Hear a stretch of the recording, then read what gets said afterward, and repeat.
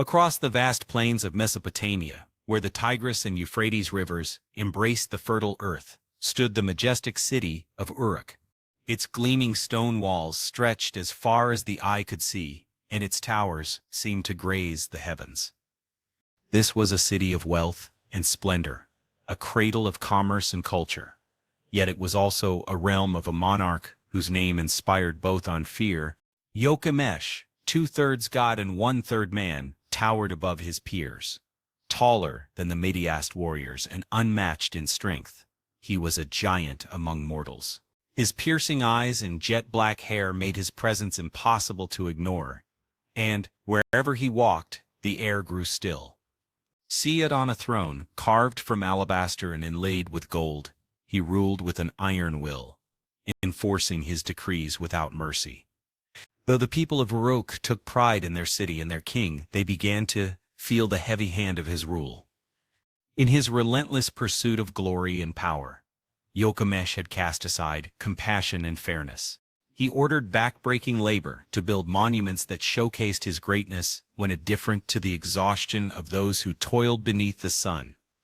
Young men were conscripted into endless military campaigns, and daughters from no-owned common homes alike were summoned to fulfill the whims of the king. "Our king is like a storm that never ends," remembered the elders in the squares. "May his actions leave us breathless, since his ambition threatens to devour us all." In the markets, once bustling with laughter, tension now hung in the air. Merchants spoke in hushed tones of freight that any stray word might reach the ears of the sovereign. Artists and poets who once sang praises of Gilgamesh's triumphs now questioned whether their verse is merely fed his boundless ego.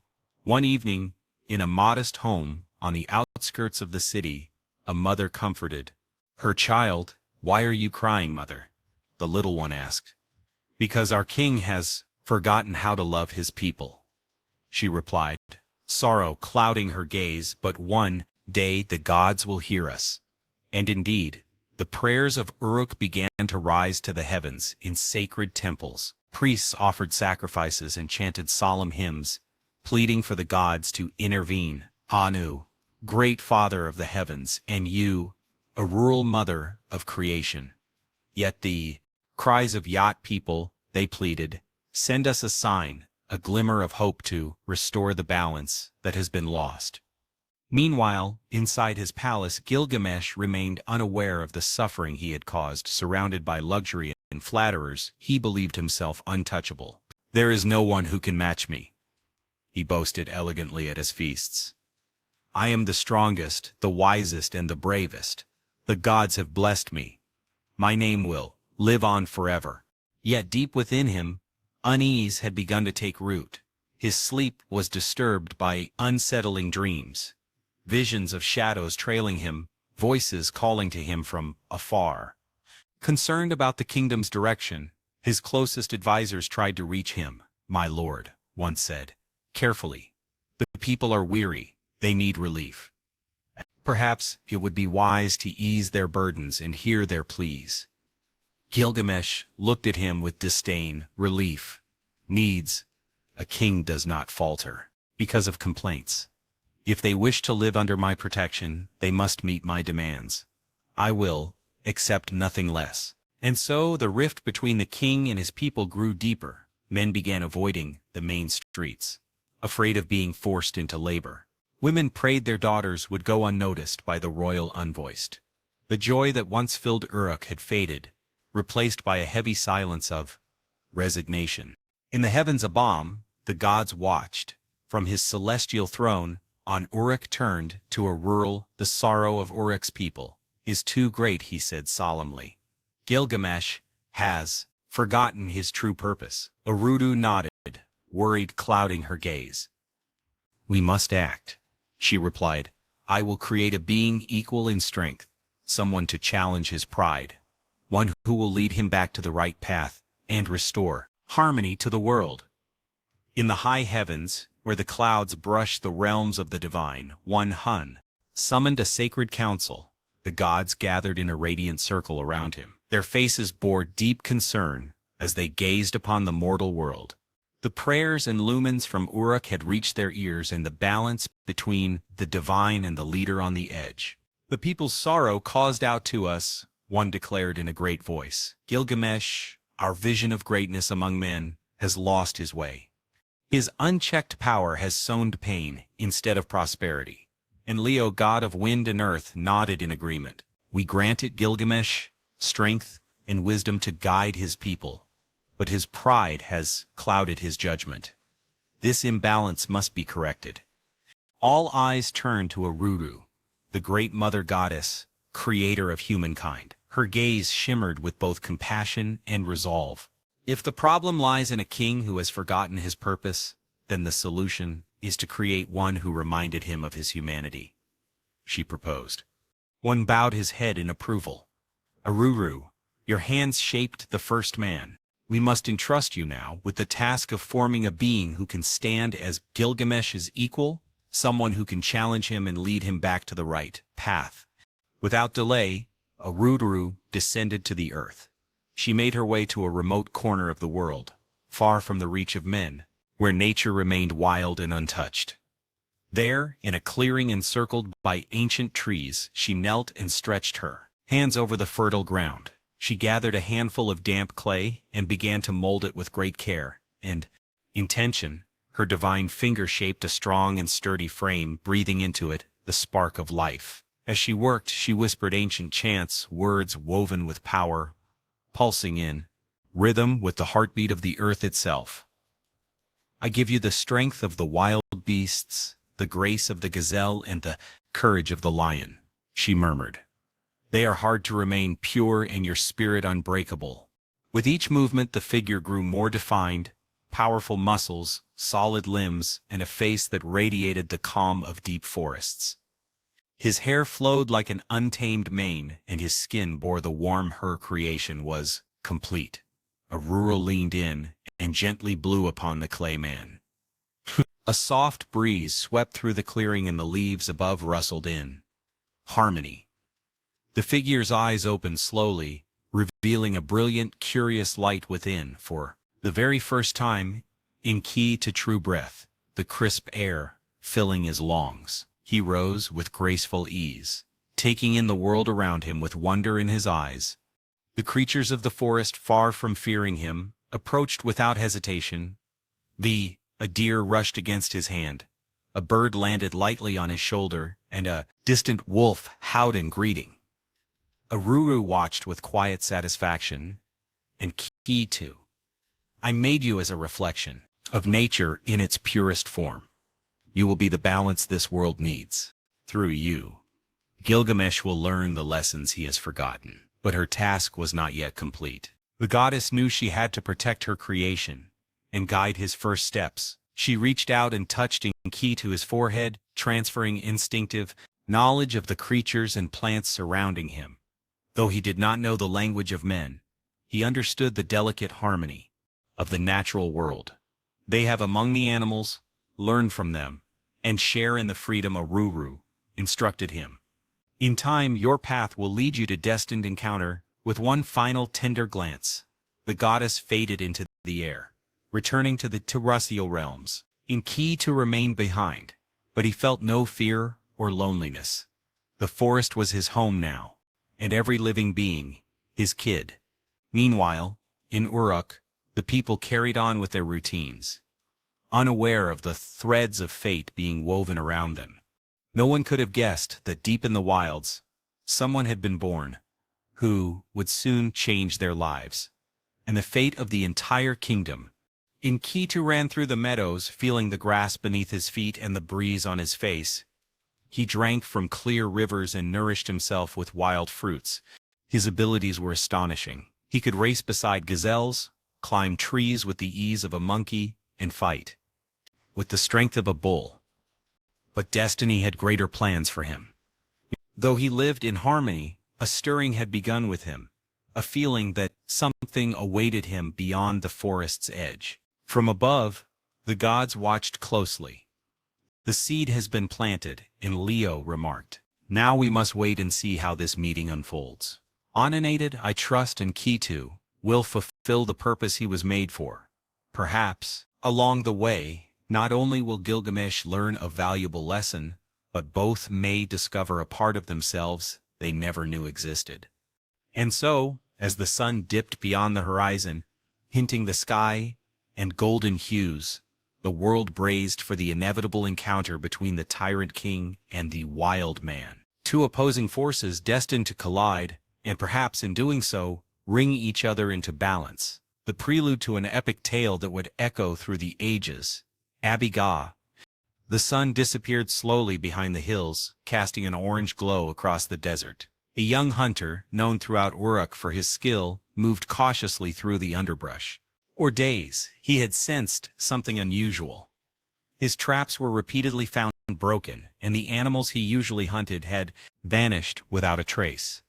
That afternoon, as he checked one of his snares, he heard a rustle behind him. Turning swiftly, his eyes widened into fear. Just a few steps away stood a man with a wild, untamed appearance. His body covered in thick hair radiated strength and vitality. The stranger's eyes gleamed with a fierce, primal intelligence. The hunter watched in stunned silence, as the man gently freed an antelope from the trap with surprising ease and care. The surrounding animals showed no fear. Instead, they approached him as though he were one of their own. Not daring to make a sound, the hunter slowly backed away until he felt far enough to be safe. Then, turning on his heel, he bolted toward Uruk, heart pounding in his chest. Once in the city, he went straight to his father, a well-respected figure in the community. "Father, I saw an extraordinary being out in the wild," he said, breathless. "He's like a man, but he lives with the beasts and possesses incredible strength. He destroys our traps and sets the animal free. If this continues, we won't have anything left to hunt." Concerned, the hunter's father brought the matter before the priests of Anu's temple. Gathered in council, they debated what should be done. If this man keeps interfering, many families will lose their means of survival. One elder won't. We must find a way to deal with him without provoking his wrath. It was then that a priest offered his suggestion. "I know someone who may be able to help us. Shaman of feasts of Ishtar's temple is wise and graceful. Perhaps she can approach this being and bring him into our world." Shamant, renowned for both her beauty and her deep understanding of the human soul, listened carefully to the request. If this man is truly, as you say, his spirit is untainted, free of malice, she reflected, I will do what I can to reach him and guide him toward civilization. The next morning, Shamanth set out for the wilderness, accompanied by the hunter, who had seen and keyed. After several hours of travel, they arrived at the place where the wild man was known to appear. They decided to wait quietly, trusting that nature would unfold its course. It wasn't long before Enkidu emerged from the trees, moving with the fluid grace of a wild cat. When he spotted Shamanth, he paused, intrigued. Never before had he seen anyone like her. Her fine garments, graceful posture, and kind smile stood in stark contrast to everything he knew. Shamanth approached slowly, careful not to make any sudden movements. "Hello," she said gently. Though she knew he likely wouldn't understand the words, she offered him a piece of bread and a bowl of beer. Enkidu sniffed the bread curiously, and after a moment of hesitation took a bite. The taste was unfamiliar, but pleasing. The beer, sweet and frothy, brought a warm sensation through his body. For several days, Shamantha stayed with Enkidu in the wilderness. She taught him to communicate through gestures and simple words. They shared meals, laughter, and long, quiet moments, filled with mutual understanding. Enkidu felt drawn to her, not just physically, but through a deep connection that awakened parts of himself he had never known. The desert animals launched from afar. Gradually, they began to drift away from Enkidu. They sensed a shift within it. He was no longer entirely one of them.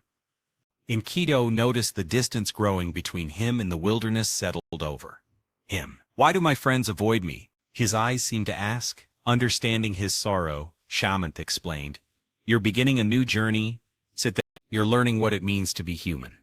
You haven't lost your essence, but now you have a chance to see the world through new eyes." Determined to explore this newfound part of himself, Enkidu agreed to follow her to a nearby shepherd's camp. There he was met with cautious stares. But Shaman's presence reassured the people. They gave him clothes to wear and showed him how to put them on. At first, the feeling of fabric against his skin felt strange, but he quickly adjusted. Inkito listened with fascination, eager to grasp the meaning behind every tale. He learned about working together, about farming and celebrating the seasons. With each passing day, his vocabulary grew, and his understanding of human life deepened. One night, an old shepherd approached him. "I see a great spirit in you," he said. "Though you come from the wild, you have a place among us. There is much you can give, and much still to learn." Shamanth remained his guide. His companion, she taught him songs and showed him how to save our lives, simple pleasures. The sweetness of ripe fruit, the feel of grass beneath his feet, the scent of flowers at dawn. Inkito was beginning to understand human emotions, joy, sorrow, empathy, but he also felt the sting of loss. On one visit back to the desert, he searched for the animals that had once been his friends, only to find them distant and wary. He realized that his transformation had come at a cost. "It's the price of growing Shamanth," explained gently, "but you are not alone. Now you have a new family, and a new purpose." At last the time came to journey to Uruk. Inkito felt ready to see the great city he had heard so much about. As they neared its towering walls, his eyes widened in awe. The buildings loomed high, and the streets buzzed with life. The smells, the sounds, the colors, everything overwhelmed him, yet built him at the same time. Shamanth led him through the markets, introducing him to artisans and merchants. He tasted exotic foods and marveled at objects he had never imagined. Though some townsfolk eyed him with suspicion or curiosity, most welcomed him, thanks to Shamantha's presence. At the Temple of Anu, he watched as people brought offerings to the gods. Here, people seek guidance and protection. Shamanth explained, "It's a sacred place where we honor those who created us." And Keto felt his journey was only beginning. Each new experience enriched him, offering fresh insights into human life. Still, a relentless feeling stirred within him. He had heard of Gilgamesh, the mighty king of Uruk, and the harshness of his rule. Someone has to do something, he thought. He felt a pull, a need to confront the injustice he sensed. Shamanth, noticing the turmoil in his heart, said, "Perhaps that's the reason you've been brought here. But remember, strength isn't always the answer. Sometimes change begins with understanding and dialogue." Enkidu nodded, though deep down he knew that fate was leading him toward an encounter he could not avoid. The transformation he had undergone was part of a greater plan. High above, the moon cast its silvery light over the towering walls of Uruk, bathing the city in a quiet, luminous glow. Enkidu, now familiar with human customs, yet still carrying the untamed spirit of the wild, walked steadily through the cobblestone streets. His heart pounded with a mix of curiosity and resolve.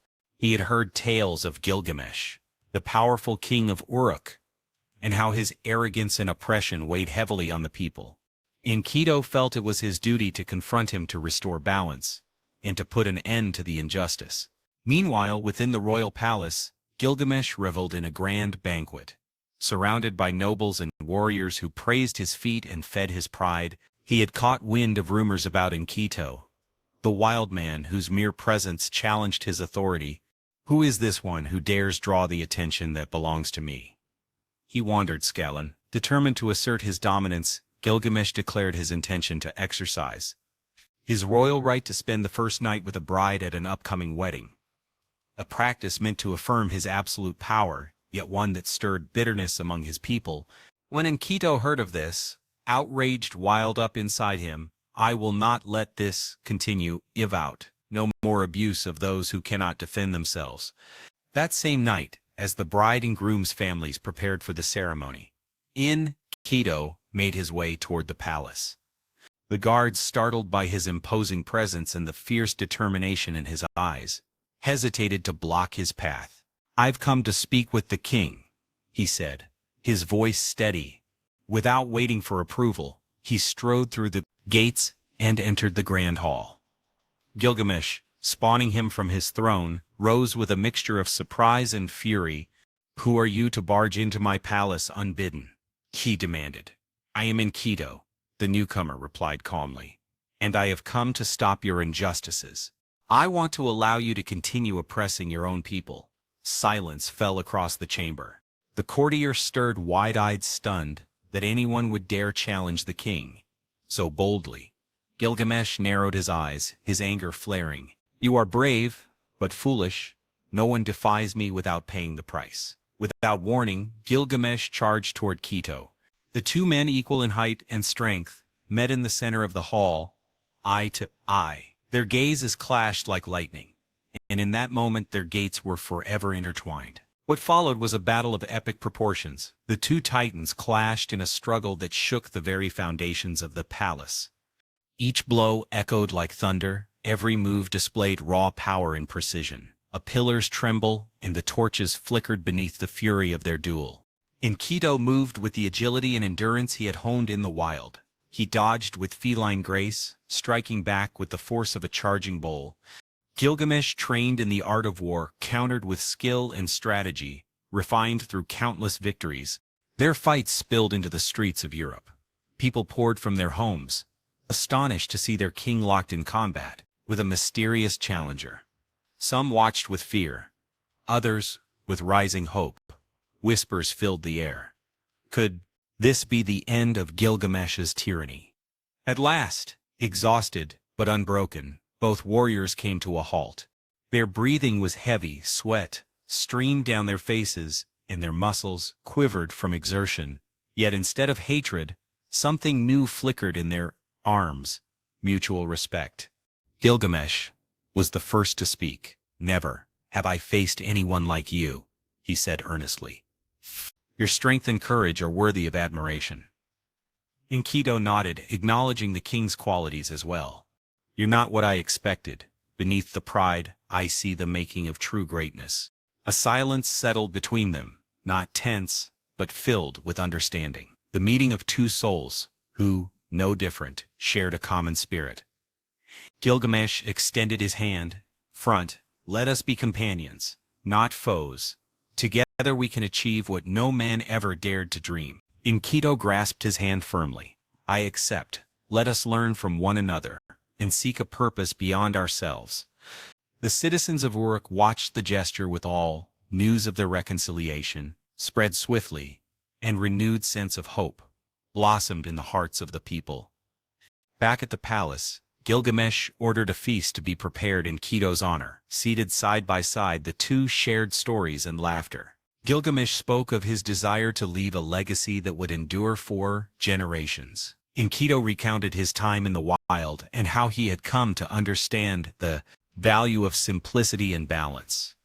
There is so much in the world we have yet to see, Gilgamesh reflected. Perhaps, together, we could journey beyond the borders of Uruk and seek challenges where they us. Enkidu smiled. I'd gladly join you in that quest. But first you must earn the respect of your people. A king is nothing without those he serves. Gilgamesh nodded, recognizing the truth in his friend's words. You're right. I've been blind to their needs. With your help, I will make things right. Thus, that night marked the beginning of a legendary friendship and the start of Gilgamesh's transformation. Enkidu's influence promised to guide him toward a path of justice and honor. In the days that followed, the two heroes walked the city together. Gilgamesh listened to his citizens' concerns and began introducing changes to improve their lives. A pressure gave way to cooperation, and Uruk began to flourish like never before. Bound by an unbreakable bond, the heroes stood ready to face whatever fate might bring, trusting that together, no challenge was insurmountable. Life in Uruk entered a time of peace, with the friendship between Gilgamesh and Enkidu firmly rooted. The king had started to rule with greater fairness toward his people. The streets puzzled with a life and laughter echoed through the plazas. Yet, for two souls accustomed to thrilling adventure, daily routine began to feel uneventable. One evening, as the sun dipped beneath the horizon, Gilgamesh and Enkidu sat atop the city's towering walls. My friend, you feel it too? Gilgamesh asked, breaking the silence. That Enkidu turned toward him with curiosity. What do you mean? This worry that consumes me, the king explained. Even though Uruk prospers and its people live in peace, I feel an unfulfilled longing inside me. It's as if we're meant for something greater than simply enjoying everyday calm. Enkidu nodded slowly. I know what you mean. The spirit always yearns to go beyond, to grow. Gilgamesh stood, his eyes shining with excitement. I've been thinking of a way to leave a legacy that outlives us. Something that will secure our immortality in the memory of generations to come. And what do you have in mind? Enkidu asked, intrigued. The cedar forest, Gilgamesh replied with resolve. A magnificent woodland, where trees reach the heavens guarded by the fearsome of Bubba, the protector appointed by the gods. If we defeat him and harvest those cedars, we can build monuments that will ensure our names are remembered forever. Enkidu's brow furrowed. I've heard of Humbaba. They say his breath is fire and his voice roars like a storm. He's a mighty creature placed there by the gods to guard the sacred forest. Aren't you afraid of incurring his wrath, or words, the gods to approval? Gilgamesh smiled boldly. The gods have favored us so far. We've proven ourselves worthy, and, besides, what glory lies in turning away from challenge out of fear? If we want to be remembered, we must dare to do what no one else has. Enkidu gazed out at the horizon, deep in thought. Though he loved adventure, he also respected the divine forces of the world. I understand your desire, Gilgamesh, but we must weigh the consequences. Confronting Humbaba could bring divine wrath, not just upon us, but upon Uruk as well. It's a risk I'm willing to take, the king declared with conviction. I believe our strength and courage will lead us to triumph. I won't sit by as the years pass, leaving no lasting mark on the world. Both felt that fate was guiding them towards something monumental. News of their upcoming journey spread quickly through Uruk. Some citizens watched them prepare with pride, hoping their deeds would bring glory to the city. Others, fearful of divine retribution, was prepared for their safety. Before departing, they visited Ninsun, the mother of Gilgamesh, revered for her prophetic gifts. Ninsun performed a sacred ritual, burning eremitical herbs and chanting ancient hymns. My son, the paths you choose are filled with danger, but also with great possibility. I bless you, and Enkidu, and I ask the gods to protect and guide you both. As a symbolic gesture, Ninsun adopted Enkidu as her own son, deepening the bond between the two heroes. On the morning of their departure, Gilgamesh and Enkidu bid farewell to Uruk. Under a clear, open sky, joined by a select group of brave warriors, they set out toward the legendary cedar forest, the domain of the fearsome Humbaba. The early leagues of their journey were filled with laughter and camaraderie, but soon the landscape began to change. Fertile plains gave way to dry mountainous terrain. The paths grew steep and rocky, the vegetation became scarce. The desert's sun beat down on them mercilessly by day, while the nights brought biting cold. Though well-trained, the men began to feel the strain of the journey. Drawing on his deep knowledge of nature, Enkidu led the group, scouting safe trails and searching for water. This way, he said, pointing ahead, there's a valley where we can rest and replenish our supplies. One afternoon, as they passed through a narrow canyon, they were ambushed by a band of hostile nomads. From the heights above, the attackers hurled arrows and stones, taking advantage of the terrain. While Gilgamesh shouted, raising his shield to deflect the barrage. The battle that followed was fierce. Gilgamesh and Enkidu fought side by side, their bravery unwavering. Enkidu, nimble as a gazelle, climbed the rocky slopes to face the archers directly, while Gilgamesh held the ground below, his shining sword cutting through the attackers. Their men, inspired by the courage of their leaders, rallied together and drove the enemies away. After the skirmish, the group assessed their condition. Some had been wounded, but their spirit remained strong. This is only the beginning, Enkidu warned. We must remain vigilant. The path ahead is still long and full of danger. They pressed onward, venturing into shadowy forests where sunlight barely filtered through the canopy. Twisted trees loomed around them, and strange creatures stirred in the undergrowth, adding to the sense of unease. One night they camped near a lake with dark, still waters. As they rested, eerie hounds echoed through the trees, and barnces cracked in the unseen darkness. "Something is watching us," one of the warriors whispered. Enkidu, sharpening his senses, nodded. "It's possible, but we must not show fear. Our strength lies in our unity and resolve." At dawn, they discovered their provisions had been raided and some weapons were missing. "This forest is torn with us," Gilgamesh said, scowling. "We can't let it defeat us." They chose to move forward without delay. As they delved deeper into the unknown, the challengers grew harsher. They endured sudden storms, crossed swift and swollen rivers, and followed trails that seemed to shift like illusions. Yet with each trial, their determination only grew stronger. In a clearing, they found a cave that offered shelter. While the others rested, Enkidu scouted the area. He found ancient inscriptions etched into the cave walls, warning of mythical beasts and looming perils. "Others have been through here before us. But you reported to Gilgamesh. We must tread carefully." Gilgamesh studied to the carvings and replied, "And our names were joined there. We will overcome these trials and reach our goal." The next leg of their journey led them through a narrow gorge. The ground was unstable, and the rocks above looked ready to fall at any moment. As they advanced, a tremor shook the earth. "Quickly, we must cross now," Gilgamesh commanded. With coordinated effort and urgency, they reached the other side. Just before a thaw, landslides sealed the paths behind them. At last, after many days of hardship, a new scent drifted on the breeze. The unmistakable fragrance of cedar. The landscape began to shift, towering trees rose before them, and a mysterious mist cloaked the surroundings. "We've reached the gates of the cedar forest," Enkidu announced. The men gazed at the vast forest, stretching out ahead with a mix of and unease.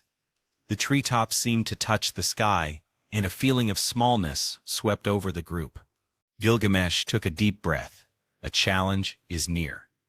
"We'll rest here and prepare for whatever lies ahead." That night, they set up camp at the edge of the cedar forest. A central fire offered warmth and light as the men shared stories, trying to ease the tension that hung in the air. The silence of the forest was unsettling, broken only by the occasional snap of a branch or the whisper of wind through the leaves. After sharing a modest meal with his companions, Gilgamesh withdrew to his tent to rest. The fatigue of the journey weighed heavily on him. In his dream, he found himself climbing a massive mountain. The path was steep, riddled with obstacles. Suddenly, the ground beneath him gave way, and Gilgamesh plunged into a dark abyss. As he fell, ghostly figures reached out toward him, their faces twisted in pain. He woke with a jolt, his heart pounding. Sitting up, he stepped outside his tent in search of the cool night air. Enkidu, who was keeping watch, noticed his friend's distress. "What's wrong, Gilgamesh? You look unsettled." "I had a troubling dream," the king admitted. "It feels like a sign, but I don't know what it means." Enkidu gestured for him to sit by the fire. "Tell me your dream. Together we'll find its meaning." Gilgamesh recounted every detail: that mountain, the fall, the ghostly figures. Enkidu listened intently, nodding from time to time. When Gilgamesh finished, he paused, then spoke thoughtfully. "Dreams are messages from the gods," he said. "The mountain you climbed represents the challenge we face. The obstacles are trials we must overcome. The fall may symbolize your fears and doubts. But those figures, they aren't enemies. They are spirits warning you and offering guidance." "And what does it all mean?" Gilgamesh asked, still unsettled. "I believe the gods are telling us that while the path ahead will be difficult and full of danger, we are not alone. Your fall isn't a sign of failure but a chance to grow stronger and wiser. We must stay alert and trust in our abilities." Gilgamesh nodded slowly.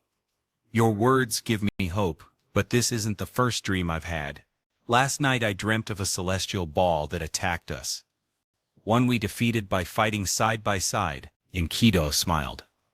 "That's a good moment. The ball symbolizes a mighty force, perhaps a boba or another challenge ahead." The fact that we overcame it together shows that our unity is our greatest strength. The two friends fell silent for a while, watching the flames dance around them. The rest of the camp slept peacefully, unaware of their leader's worries. At dawn, before entering the forest, the warriors performed protective rituals, offering prayers to the gods. Enkidu, in tune with nature, asked the forest spirits for permission to pass. "We come with no ill will," in murmur to the wind. "We seek only to fulfill our destiny." The cedar forest loomed before them, massive, mysterious, towering trees blocked the sunlight, casting a land in an eternal dusk. A thick mist clung to the ground, and the air was rich with the rune fark. Remember, Enkidu warned softly, "Stay sharp and don't stray. This is sacred ground known to no man." As they ventured deeper, the feeling of being watched grew stronger. Still, their confidence pushed them onward. The cedar forest stood towering before them, vast and awe-inspiring. The colossal trees rose like pillars supporting the sky, their crowns vanishing into the mist above. A supernatural stillness cloaked the forest, where every sound seemed to echo through the silence. Gilgamesh and Enkidu, flanked by their brave warriors, moved cautiously along barely visible paths, fully aware they were stepping into the domain of Ambaba, the guardian appointed by the gods to protect the sacred forest. As they pushed deeper into the dense woods, sunlight filtered faintly through the canopy, casting shifting shadows that seemed to stir with life. The air was thick with strange, unfamiliar scents, and an unshakable feeling of being watched crept over the Enkidu sensed Ambaba's looming presence. "He's close," he whispered to Gilgamesh. "He feels our intrusion. He's preparing to strike." Suddenly, a deafening roar shattered the forest stillness, shaking the earth beneath their feet. Animals scattered in panic and flocks of birds burst skyward in chaos. From within the mist emerged the fearsome figure of Ambaba, towering and monstrous. He looked like a being forged from the wildest nightmares. His face had a twisted blend of savage beasts. His eyes glowed like embers, and each breath released a noxious vapor that blackened the leaves in its path.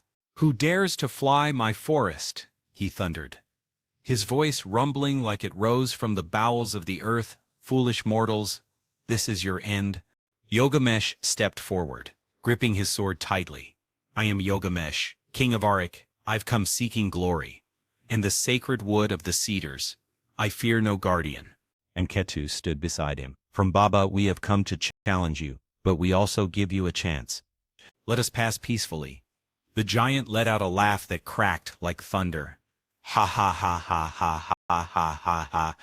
Arrogant force, there is no passage for you here. Your audacity will be punished." Without warning, Ambaba charged. His massive arms swung down, slamming the ground and unleashing a shockwave that sent several warriors sprawling. Gilgamesh and Enkidu never levied the blow. But at that moment they understood. They were facing a force unlike anything they had ever encountered. Gilgamesh, showcasing his skill and courage, launched swift strikes, aiming for any vulnerable spot he could find. Enkidu used his agility to his advantage, darting into strike and retreating before Ambaba could land a blow. The other warriors tried to help, but the guardian's sheer power kept them at bay. Ambaba unleashed his 7 hours of terror, each more overwhelming than the last. A heavy darkness blanketed the forest, and a freezing wind slashed at their skin like blades. Fear seeped into the hearts of the men, freezing them in place. Gilgamesh shouted to rally them. "Do not give in. The fear, we are stronger together." Yet despite their courage, Ambaba seemed unbeatable. Every wound they inflicted healed quickly, and his fury only grew more intense. In a critical moment, the guardian managed to separate Gilgamesh and Enkidu, turning all his focus on the king of Uruk. With terrifying speed, he caught Gilgamesh between his massive hands, ready to crush him. "This is your end, Workler," Ambaba declared with grim satisfaction. Desperate Gilgamesh called out to Shamash, guard of the sun and justice.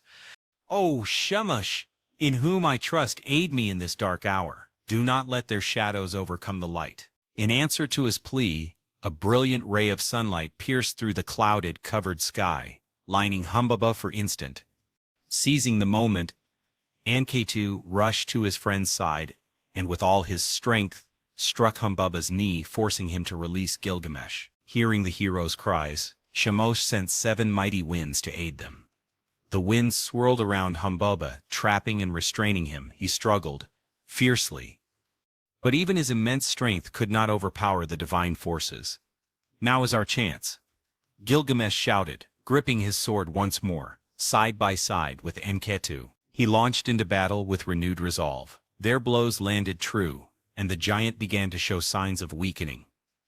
Sensing that his end was near, Humbaba's tone changed. "Chop," he pleaded, his voice trembling. "Swear me, and I will serve you. The guards will reward her mercy." Moved by the guardian's words, Enkidu turned to Gilgamesh. "Perhaps we should spare him. He could be useful, and showing mercy would honor the guards." But Gilgamesh, fearing Humbaba might regain his strength, decided they couldn't take that risk.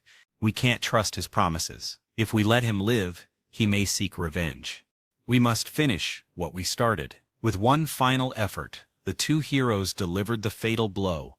Humbaba collapsed, and his massive body shook the earth as it hit the ground. Before drawing his last breath, Humbaba locked eyes with them. "You are of defeat in me, but your victory will come at a cost. The guards will not overlook this. You have defied their will. The wrath will find you. Remember that." The warriors of Uruk stood stunned, unsure whether to rejoice or fear what had just occurred. Enkidu felt a mix of triumph and guilt. "Perhaps we've gone too far," he murmured. Humbaba was the guardian chosen by the gods. By killing him, we may have disturbed the natural order. Gilgamesh, aware of the potential consequences, tried to lift their spirits. "What's done is done. We've proven our bravery and secured the cedar wood. With it we'll build monuments that will glorify Uruk and the gods themselves." Still, both men felt a lingering unease. Humbaba's final words echoed in their minds, a warning that their actions might have unleashed something unforeseen. With solemnity, they ordered their men to bury the guardian. Though he had been their foe, they honored his strength in the role he had served. Then they began harvesting the cedars, choosing the finest trunks to carry back to Uruk. As they worked, the forest seemed to grieve. The wind whispered through the trees like a mournful sigh, and the sunlight faded, casting the land into shadow. From a distance, the animals watched, their eyes filled with sorrow. When the work was done, the warriors loaded the cedar logs onto their carts and began the journey home. The return was quiet, filled with heavy thoughts and reflection. As the sun rose over the horizon, Gilgamesh and Enkidu, leading their company, caught sight of Uruk's towering walls. The long shadows of morning stretched across the dusty road, and a cool breeze hinted at a promising day. From the watchtowers, the sentinels recognized the heroes, the city gates one open wide, and excitement rippled through the streets.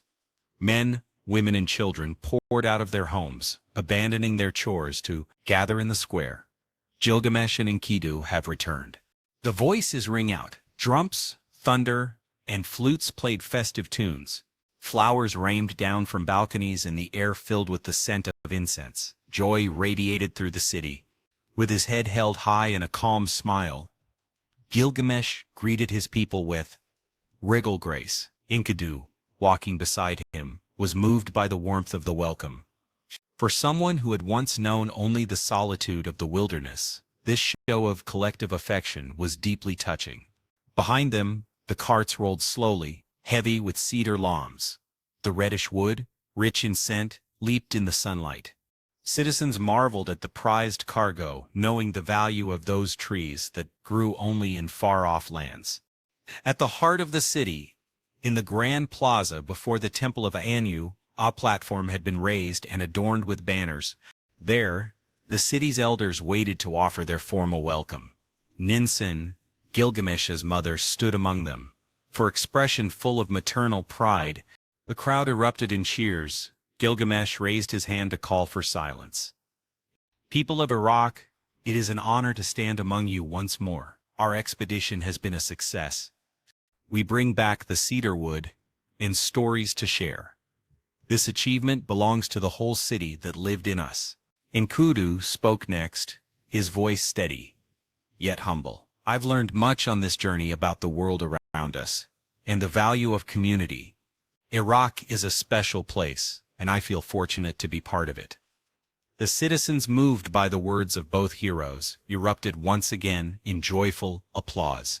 During the celebration, artisans and builders approached Gilgamesh to discuss plans for construction, using the cedar brought back from the forest.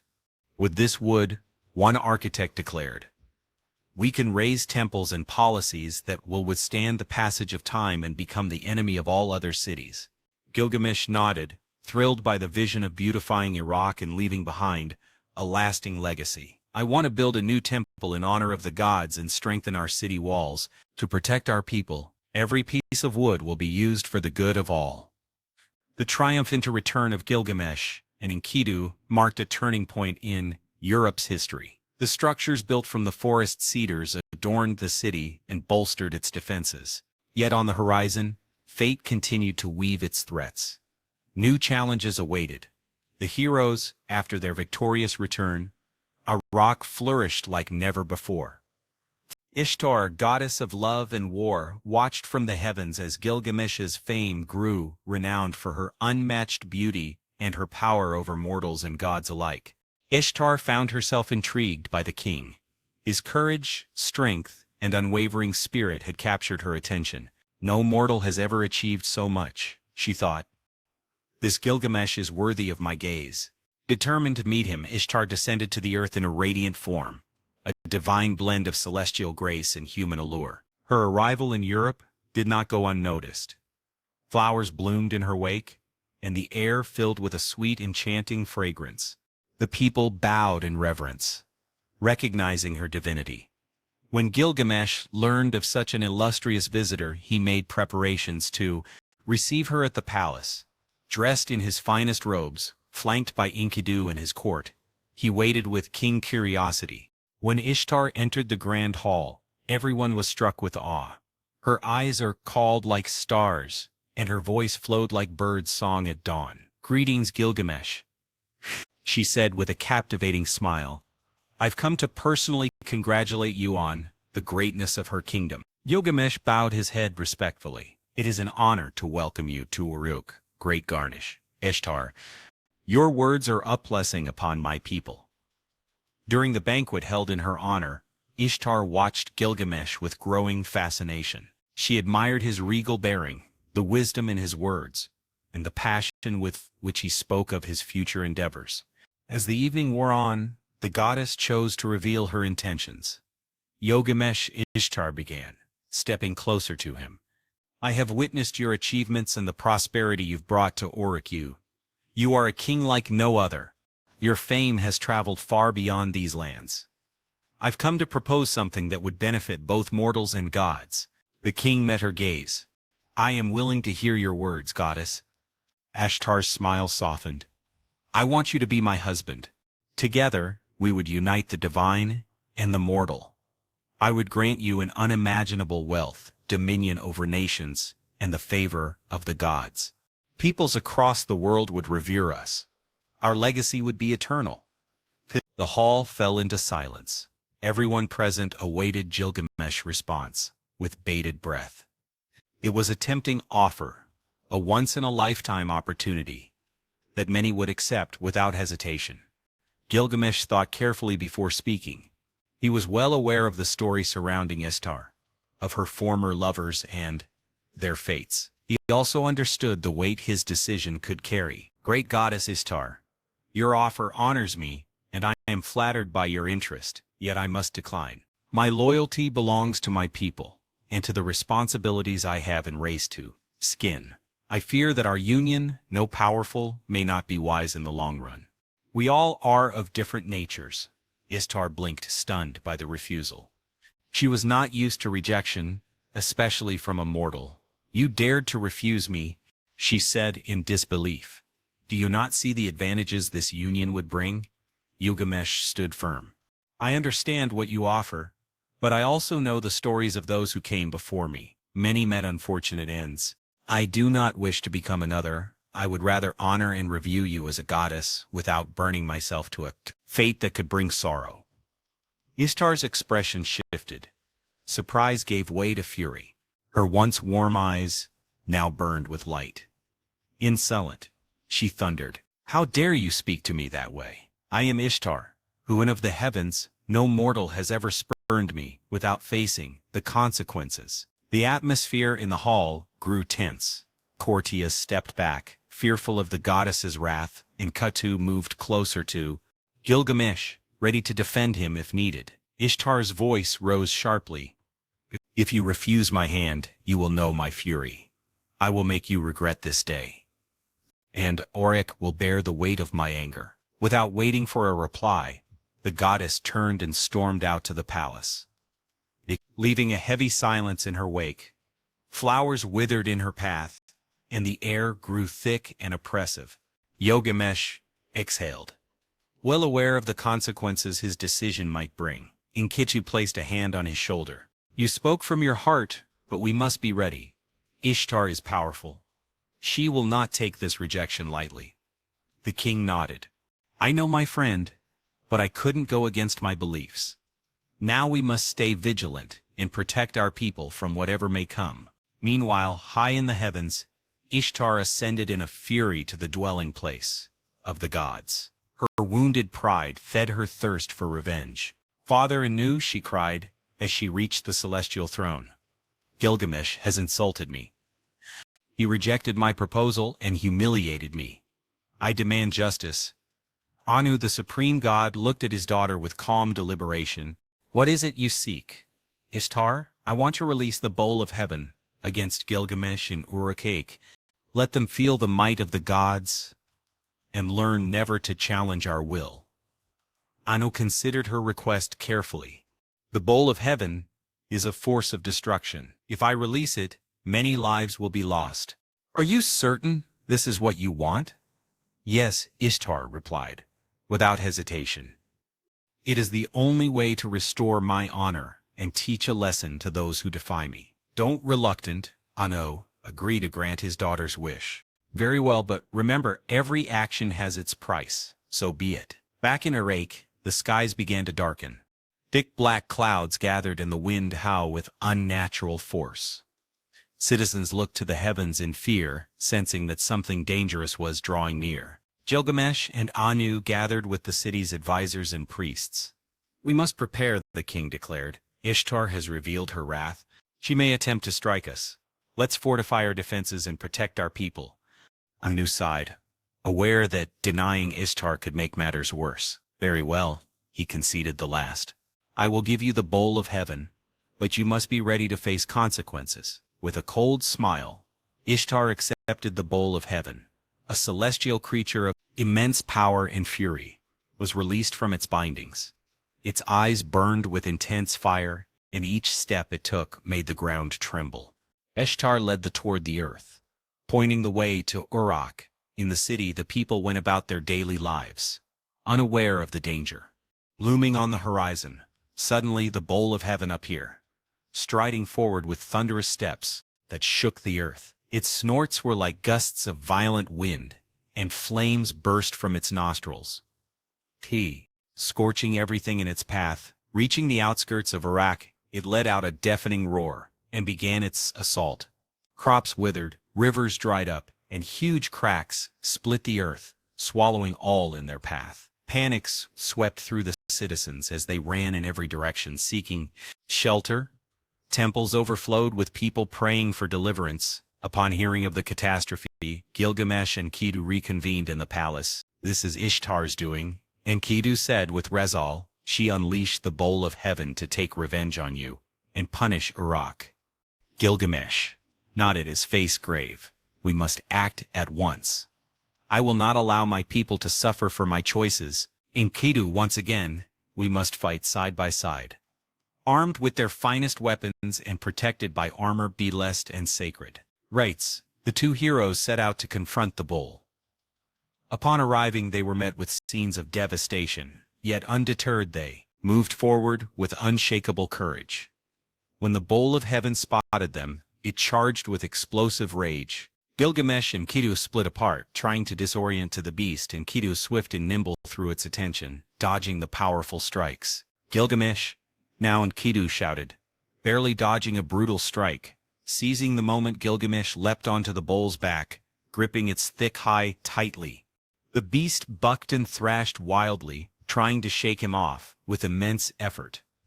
Gilgamesh held on as Enkidu approached from the front. We have to finish this together. Gilgamesh called out, displaying his incredible strength, and Enkidu grabbed the bowl by its horns, holding it still for a brief instant. Now Gilgamesh, he urged, with a sharp blade in hand. Gilgamesh struck the creature at its weakest point, delivering a decisive blow. The bowl of heaven let out a harrowing roar that echoed across the land. Its strength drained rapidly, and it collapsed to the earth with a thunderous crash. All of Uruk fell silent, peering out cautiously. The citizens saw their hero, standing beside the fallen beast. A wave of relief swept through the city, drums sounded and voices rose in jubilant celebration. From the celestial walls, Ishtar watched in fury as her creature laid feeded. She descended to earth and stood atop Uruk's ramparts, her voice filled with rage, as she cursed Gilgamesh, sending Enkidu. "Cursed be the boat of you," she screamed. "You have slain the bowl of heaven. You, with suffer my vengeance has only just begun." Enkidu, burning with anger, shouted back at the goddess, "If you bring harm upon us, we will endure the cost, but we will never bow to your unjust wrath." But Ishtar refused to listen. With a scornful glance, she turned away, leaving the heroes beneath a growing sense of unease. "We have accomplished a great feat," said Gilgamesh, "but we can't ignore her. Warning, we must be ready for what lies ahead." And Enkidu nodded. "Whatever we face it together, my friend. No matter what comes, we stand united." Far above in the heavens, the gods convened in a grand council to deliberate the actions of Gilgamesh, and Enkidu, a new father of the gods, presided over the divine assembly as Ishtar demanded justice for the offense she had endured. "These mortals have dared to defy our will," Ishtar declared with fiery conviction. "They have slain the bowl of heaven, a sacred creature. Will we allow such insolence to go unpunished?" And Leo, god of air and storms, nodded gravely. "Their actions cannot go unanswered. They have disrupted the balance between the divine and the mortal." Shamash, god of the sun and protector of Gilgamesh, spoke in the hero's defense. "They acted to protect their people. Should we not show them mercy?" But Anu's face unreadable, pronounced judgment. "The death of the bowl of heaven is a grave of heavens. One of them must pay with his life to restore the balance." After deliberation, the gods decreed that Enkidu would bear the punishment. He was created to temper Gilgamesh, and Leo said, now he has exceeded that purpose. Meanwhile, in Uruk, Gilgamesh and Enkidu were celebrating their victory, unaware of the verdict looming over them. That night, Enkidu began to have disturbing dreams. He stood before the gods, who gazed at him with disapproval. A shadowy figure, the messenger of death, guided him toward the underworld, a realm of darkness where lost souls wandered aimlessly. He awoke with a jolt, hard pounding. "Gilgamesh," he called out, "I had a terrible dream. The gods are angry with us." Gilgamesh tried to comfort him. "It was only a nightmare. Brother Shamash protects us. Don't be afraid." But Enkidu couldn't shake the sense of looming misfortune. The next day, he began to feel weak. A fierce fever overtook him, draining his usual strength. Healers and creases were summoned, but none could ease his suffering. Confined to his bed, Enkidu reflected on their deeds. "Perhaps that gods punished me for the deaths of Humbaba in the bowl of heaven," he said aloud. "I've defied the divine order." Gilgamesh, stricken with anguish at the sight of his friend's pain, sought answers desperately. "I'll go to the temple and offer sacrifices. I'll beg the gods to forgive you and restore your health." Yet, with each passing day, Enkidu grew weaker. In moments of clarity, he shared his thoughts with Gilgamesh. Last night I dreamt I was in the underworld, he whispered, his voice faint. Everything was cloaked in shadow. I don't want to leave yet. Gilgamesh gripped his hand. Don't speak of that. You'll recover. You're strong in Enkidu. But deep down Enkidu knew his time was running out. If this is my end, know that our friendship has been the most precious part of my life.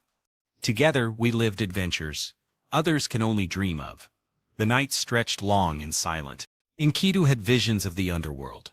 He saw kings and heroes of the past, all made equal in death, stripped of glory and recognition. Death is the great equalizer, he pondered.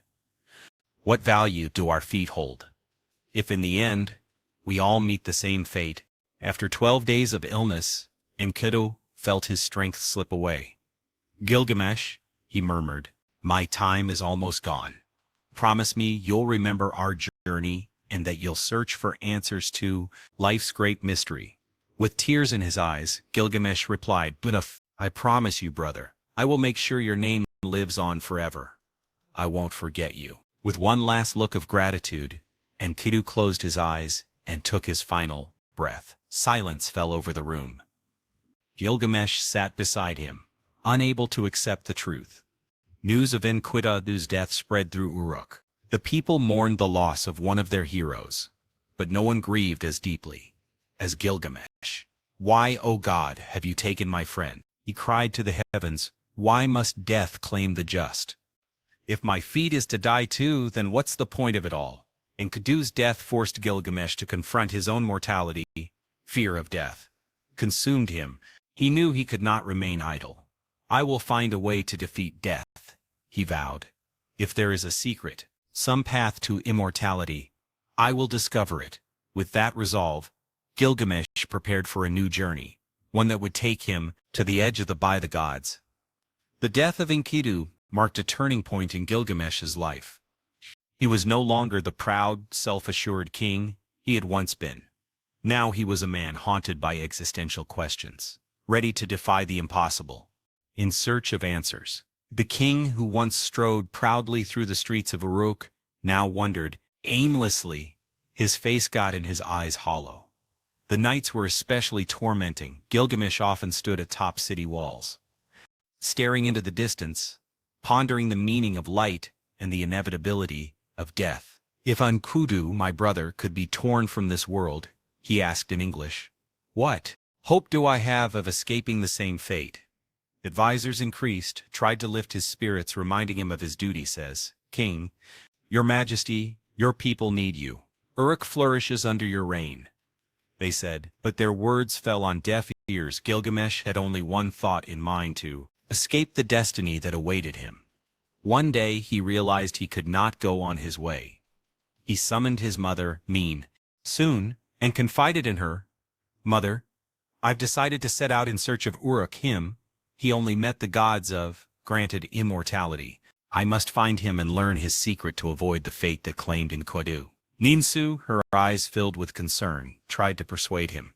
My son, the path you seek is filled with unimaginable danger. When a Christian lives beyond the East, are you certain you want to undertake this journey?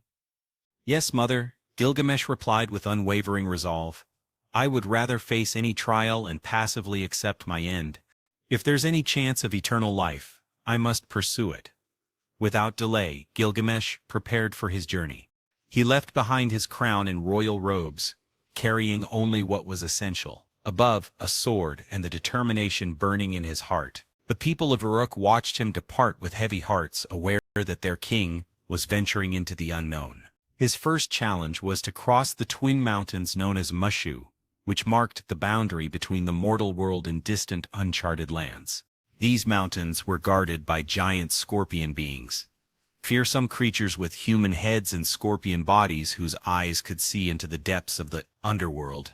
As he approached the mountains, Gilgamesh was confronted by one of the guardians. Altan, mortal, the creature commanded in a deep voice. No man has ever crossed these mountains. What is your purpose? I seek Ushna-Pishtan, the one who has gained immortality.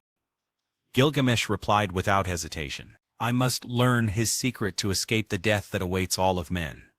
The scorpion guardian studied him carefully. The path you wish to take is perilous, met only for gods, but I see in you a rare determination. If you are willing to risk everything, I will let you pass. Know this, you will face absolute darkness and trials that will test your very soul. I am ready. Said Gilgamesh with conviction. With the guardian's permission, he entered the tunnel that cut through the Mushroom Mountains. For 12 leagues, he walked in complete darkness, unable to tell day from night. The silence was crushing. Only the sound of his own footsteps kept him company. At last, a faint light began to appear, and he emerged into a landscape of indescribable beauty. Beyond the mountains, Gilgamesh found himself in a marvelous garden. The trees, or gems instead of fruit, and the ground sparkled with the glow of precious stones. Yet his wonder did not distract him from his quest. He pressed on, until he reached the shore of a vast sea. There he encountered Suduri, a divine tavern keeper, who guarded the coast. Seeing a man clothed in animal skins with a grief-stricken face, she took pity on him. "Who are you, and why do you carry such despair?" she asked.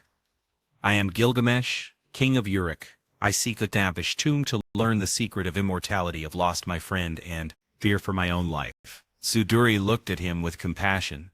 "Gilgamesh, the path you seek is dangerous, and perhaps in vain. Why not accept the fate shared by all men? Enjoy life. Eat, drink, and be happy. That is the best way to honor your friend." But Gilgamesh, unwavering in his resolve, replied, "I cannot accept that. My heart won't rest until I find answers. Please, tell me how to cross these waters." Suduri sighed and finally gave in. "Very well, to cross the Sea of Death you must find Urshanabi, the boatman of Utnapishtim. He will help you reach your destination." Following her directions, Gilgamesh entered a forest where he found Urshanabi, who was busy gathering strange plants and didn't notice the king's arrival until he spoke. "Are you Urshanabi, the boatman of Utnapishtim?" asked Gilgamesh. The man, startled, nodded. "Who are you, and what do you seek?" "I am Gilgamesh. I need to reach Utnapishtim to learn the secret of immortality." Urshanabi eyed him with skepticism. "The journey is perilous. The waters we must cross are deadly to the butt. If you're truly determined, I will help you. However, you've destroyed the sacred stone things simply by walking here. They were essential for the voyage. You'll need to cut 120 long poles to replace them." Without hesitation, Gilgamesh did. As instructed, together they rid the boat and set out across the Sea of Death. Urshanabi warned him, "Don't touch the water. Use these poles to push us forward. Discard each one once it becomes soaked." With each pole spent, they drew closer to their goal. At last, after a grueling journey, they saw a low neon land appear on the horizon, the place where Utnapishtim lived. Upon landing, Gilgamesh found himself face to face with a man of calm and wisdom, who studied him with quiet interest. "Who is this that has crossed the waters of death and arrived here?" Utnapishtim asked. "I am Gilgamesh, king of Uruk. I come to find you and learn the secret of eternal life. I lost my friend, and I can't bear the thought of facing the same end." Utnapishtim invited him to sit beneath the shade of the tree. "You've traveled far and overcome great trials. Tell me about your journey, and what has brought you to this place."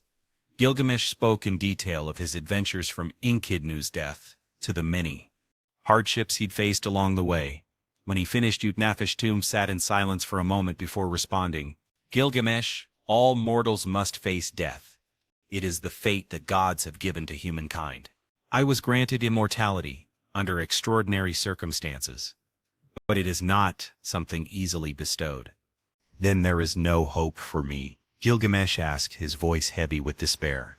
"There may be a way to better understand the nature of life and death," Utnapishtim replied enigmatically. "But first you must prove your worth and learn the lessons that existence has to offer." A flicker of hope returned to Gilgamesh's eyes. "I'm willing to do whatever it takes." Utnapishtim nodded slowly. "Very well. I will tell you my story. but you must listen carefully, for within its lives the wisdom you seek." The old man fixed his gaze on the horizon, as if reliving distant memories. "Long ago, the gods decided to send a great flood to cleanse the earth and wipe out humanity, which had fallen into corruption and chaos. The god Aya, moved by compassion, warned me in a dream about the impending disaster. He instructed me to build a vast boat and to bring aboard my family along with members of every living creature." Gilgamesh listened intently, captivated by every word. Nephishtim continued, "I worked without rest, following the exact measurements given to me. When the time came, the water swallowed the land. For 7 days and 7 nights, the storm raged without end. Everything was submerged beneath the depths." "And how did you survive?" Gilgamesh asked, fascinated. "When the waters finally began to recede, our boat came to rest on the peak of a lonely mountain. Though all around us stretched to sea without end, no land in sight, my wife and children looked out at the horizon and saw the shadow of the end, convinced that only a few more sunrises remained for us." In Utnapishtim's eyes, despair and hope mingled, a contrast that spoke of struggle and endurance. "First, our least to dive, but it returned. Then I let loose a swallow, but it too came back. As a final hope, I sent out a raven, and it never returned. So I knew he'd found dry land." "Was that when you were granted immortality?" Gilgamesh asked. Utnapishtim nodded. "The gods gathered, and though at first they were furious that immortal had escaped their judgment, they eventually honored my devotion and the courage my family showed in the lifting us into an existence beyond human understanding." Gilgamesh sat and thought, "So, I must face a flood like yours to earn immortality." Utnapishtim offered a gentle smile. "No, young king. Every life follows its own course, unrepeatable and unique. Each of us sails a fancy, facing our own storms and skies. Do not search in another story for answers that only your own path can reveal." Gilgamesh's eyes were fixed on Utnapishtim, filled with a childlike reverence. At that moment, the old man appeared, the true sovereign, and Gilgamesh, merely a young seeker, desperate for answers. "Is there any way to gain immortality on my path?" Gilgamesh asked. Utnapishtim continued, "Life and death are part of the natural order set by the gods. To try and change that is to defy their will." "I can't accept that," Gilgamesh insisted. "There must be a way. If you received it, why can't I?" The old man looked at him with deep compassion. "Perhaps you must prove your resolve and understand the limits of human nature. I offer you a test. If you can stay awake for 6 days and 7 nights, you will show that you are to learn the secret of immortality." Gilgamesh, confident in his strength and willpower, accepted without hesitation. "I will do it. I won't let sleep defeat me." Utnapishtim led him to a peaceful place where the sound of waves and birdsong created a soothing atmosphere. "Here you will sit. My wife and I will witness your effort." The king settled in, determined to pass the trial. The first hours passed easily. He kept his eyes open, focusing on his thoughts and the goal ahead. But as time went on, fatigue crept in. His eyelids grew heavy, and the calm of his surroundings beckoned him to rest. Without realizing it, Gilgamesh drifted into sleep.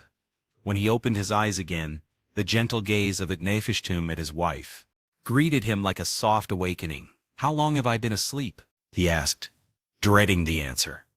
"You slept soundly for 7 days, worn out by the journey that brought you here."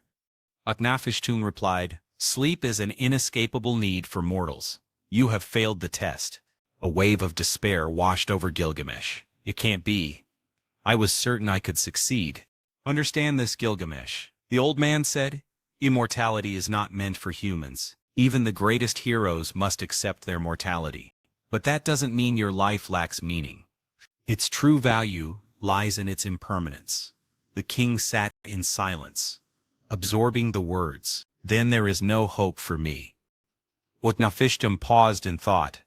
With a sigh, he said, "There is a plant at the bottom of the ocean, known as the old woman who makes young again. Its properties can restore you to one who possesses it. If you can retrieve it, perhaps you will find some comfort." With a spark of hope, Gilgamesh resolved to try. Nephishtim warned him. The path is dangerous. The plant is guarded by the deep and the creatures of the sea. But if you are truly determined, I will tell you how to reach it. Armed with stones to weigh himself down, Gilgamesh dove into the ocean.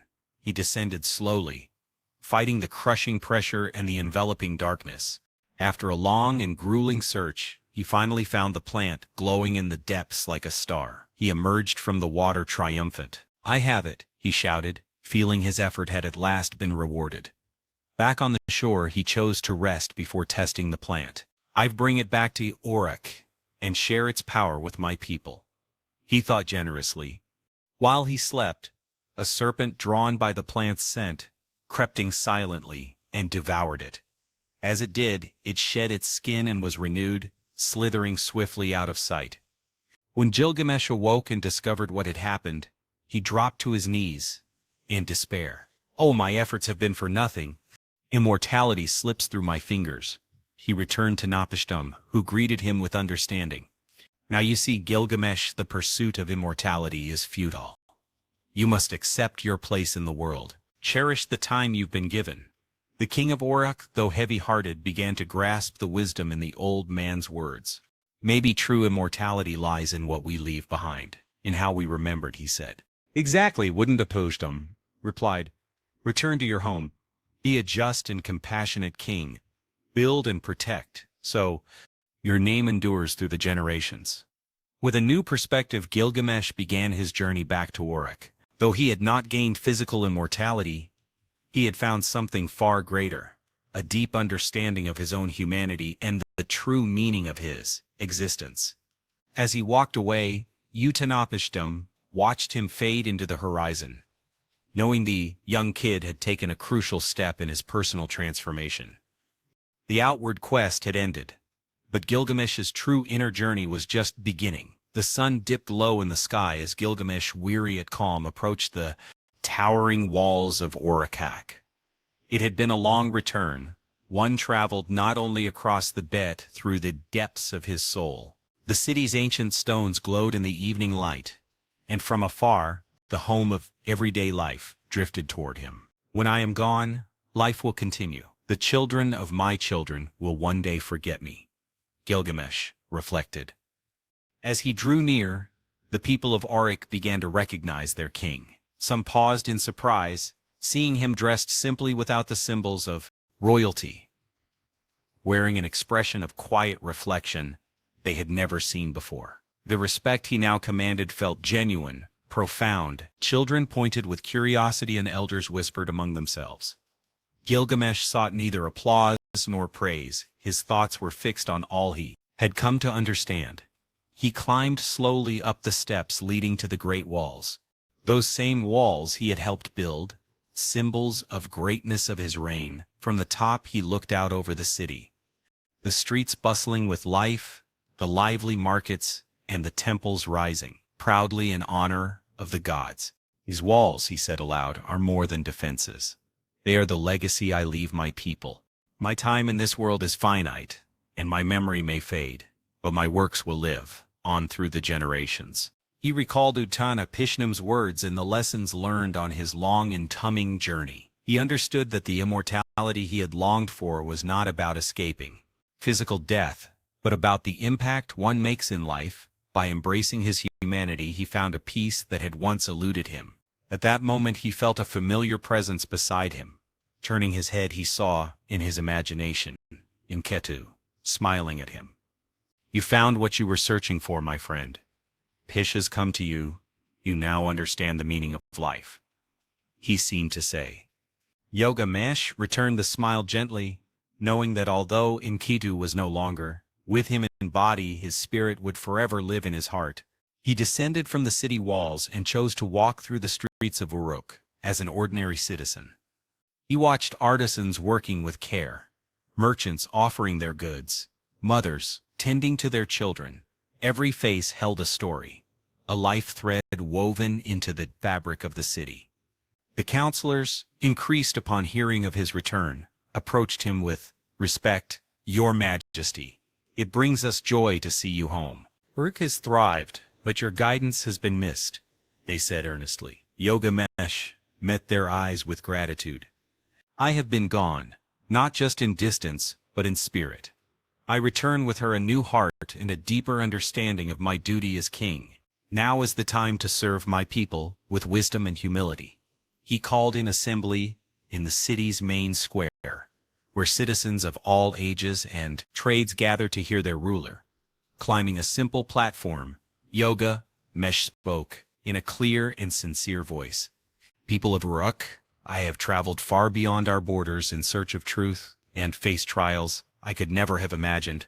In my quest for immortality, I have learned that true meaning is not found in avoiding death, but in how we live each day and in the legacy we leave behind and others.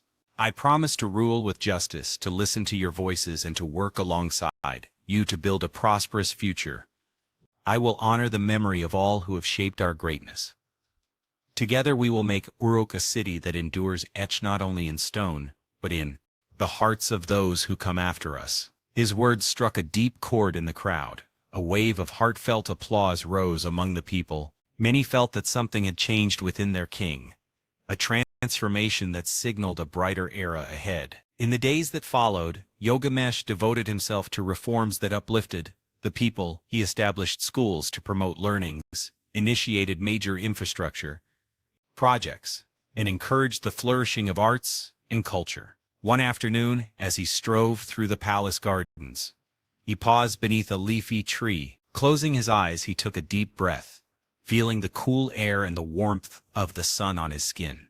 For the first time in a long time, he felt at peace with himself and with the world. This is the true meaning of life, he reflected.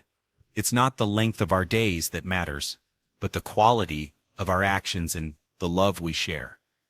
Poets began composing new epics that told of Gilgamesh's heroic deeds, his transformation, and the wisdom he gained. Though Gilgamesh had accepted that his fate was to be forgotten, the tales of his adventures, the Gilgamesh departed this world, surrounded by his people. Having found immortality in the lives he touched in the city he helped build, his name became a symbol of greatness and humanity, forever remembered in the pages of history.